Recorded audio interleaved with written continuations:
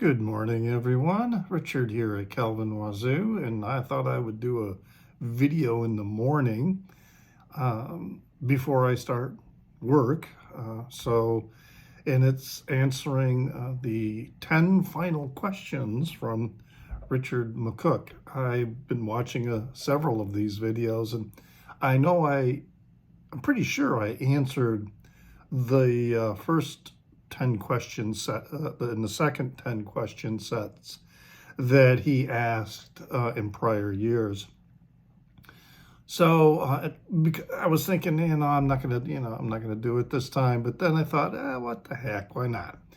And so thanks again, Richard, for doing this and giving us this list of questions. So I'm going to go through this now, and I'll have a link in the down under to his video that has the list of the questions, so you can go check it out yourself if you are interested in making one. Although some of the ones I've been watching seem to be responding to different questions than are in the list. So which I thought was kind of odd. But anyway, question number 1, do you ever struggle to come up with ideas for videos? And yeah, kind of. I mean, I've got a couple regular things that I do, and one of them being, going through my Frank Zappa collection, one album at a time. I've started to categorize my videos about new purchases that I'm bringing into my collection. But in the VC, we're all kind of doing the same thing. The area that I struggle with is when I want to do like a contest or drawing, coming up with the concept for that. I sometimes I'll come up with a real interesting creative idea, and then I think, oh, this is really difficult. This limits participation, which when you do something like a contest or something like that, you want it easy. But anyway, for the most part, no, I have really no original ideas. My videos are as original as my records in my collection, and many of us are showing the same records, that we're enthusiastic about the same records. So yeah, I don't have to necessarily struggle with particular ideas. Number 2, if purchasing subscribers was an option, would you partake? No, I work in part of what I do for my day job. Has to deal with social media, etc. And one of the things that I have learned about are, there are people or accounts that will get you subscribers, so this is like buying subscribers. And what happens is the platform that you're purchasing these subscribers on recognizes that you're doing this. So Facebook will know that you're buying likes. YouTube is going to know that you're buying subscribers. And they calculate that into their algorithm of your content distribution. And so you might think it helps, and it might a little bit, but at the same time, you're going to get dinged by the platform because many of these accounts that are subscribing to you are inactive, they're fake, and as I say, the platform will recognize this. Twitter used to be very good at this, and in fact would purge your follower list of fake accounts from time to time. Of course, Twitter is a total mess now. So, number 3, do you like to mention how much you paid for records? I'm going to answer that no, not because I never mention or I avoid it because I don't like it. I just don't. I mean, sometimes I'll mention the approximate price range that you could expect to pick up for an album. But with a lot of new issues, we all pretty much know in our particular location, what the going rate is, what to expect to pay. Um, yeah, even if I get a relatively rare or pricey record and I feel like I got a good deal, I'm going to mention I got a good deal, but I'm not going to necessarily say precisely what I paid for it. I might say I paid less than, just to indicate that I think I got a good deal. But as Steve Carlson says, what's a good deal? It's a very relative term. Number 4, are there genres of music you really don't like and would never show on your channel? I find it odd when some people say that they don't like a particular genre of music. I like all types of music. I may not like everything within that genre, but I will always find something that I enjoy. So whether it's old-time country music, well, regardless of whatever the genre is, and I have examples of just about everything. I have classical music, I have opera, I have old-timey country music, I have hip hop and rap. The bulk of my collection, yes, is rock and roll, and blues.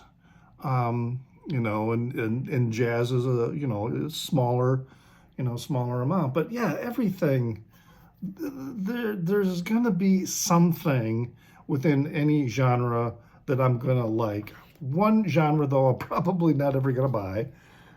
That's polka. Okay, when watching other people's videos, do you ever flick through the video until you find an artist shown that you like? No. And I've actually gotten requests from other people if I would create chapters in my video so that they can skip through the part and get to the one item that they're interested in. Hey, I'm not going to do that for you. You can just do it yourself, all right? If that's the kind of video viewer you are. I watch, if I click watch on a video, I watch the entire video.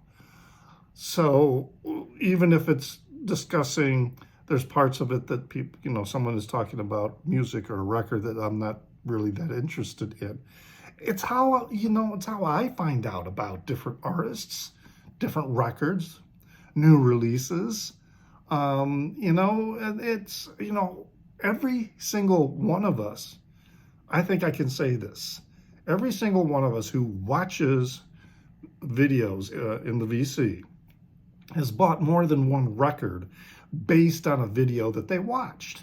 So, new stuff you find out. So if you're skipping over or want it easier to skip over content in a video, so you're only watching the portion that you're interested in, you are limiting your experience, your musical experience. What are your thoughts on shorts? I would like to do more shorts, but they're very clunky right now. The way YouTube is doing it, as far as I understand, you have to do it on the mobile platform. And ideally, what I would like to be able to do is create shorts by taking clips out of videos that I had already created, and then, get a little snippet and then create a short like that. You can do that, but it's really clunky. I do know, because as I mentioned, with my day job, I am closely tied to developments that happen in social media, and I am aware that YouTube is working on developing the ability to create shorts on the desktop studio, so that you don't have to do it through through a mobile device, that you can do it on a desktop, and that you will be able to more easily create shorts from a long form video that is already published, which I think is a great idea. And when that becomes easier to do, I will start doing them. I think it's a great format. Although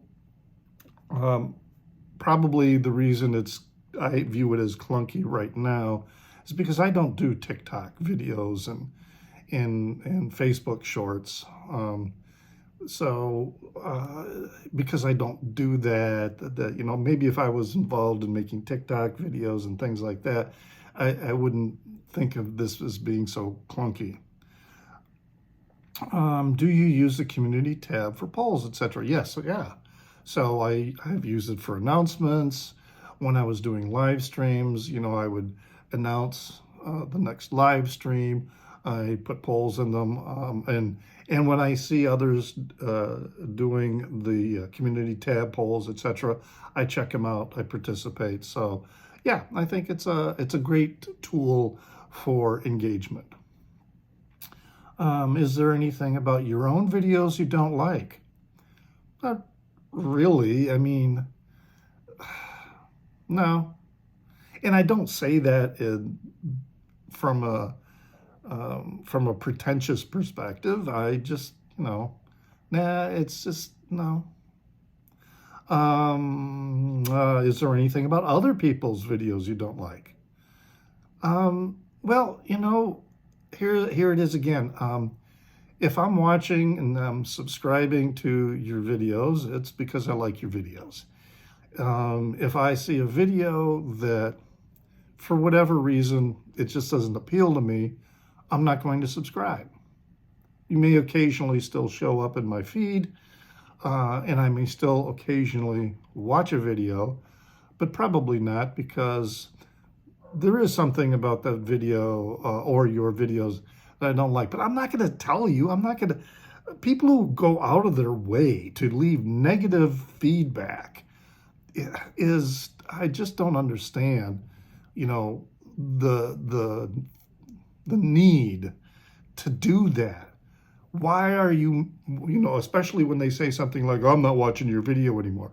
Well, dude, you just left a comment announcing that you've been watching my videos, and now you're announcing that I'm not going to watch it anymore. Talk about pretentious and deluded. Let's see and here, the final question. If you were to stop making videos, would you A, shut down the channel completely, B, keep the videos live, C, make the videos private? I'll leave the videos live. I'll leave them up. I'm not going to remove them. I've made them. They're out there. So, yeah, I'm not going to shut down the channel completely. I might, if I stop doing this, I may turn off commenting, because I just don't want to go back and, have to deal with that. If I'm stopping video production, then I don't want to have to continue to respond to comments or check comments. So yeah, I would probably do that. I would turn off commenting, but I would still leave all the videos up there. So there you go. Those are the 10 questions. Let me make sure I got every one of them.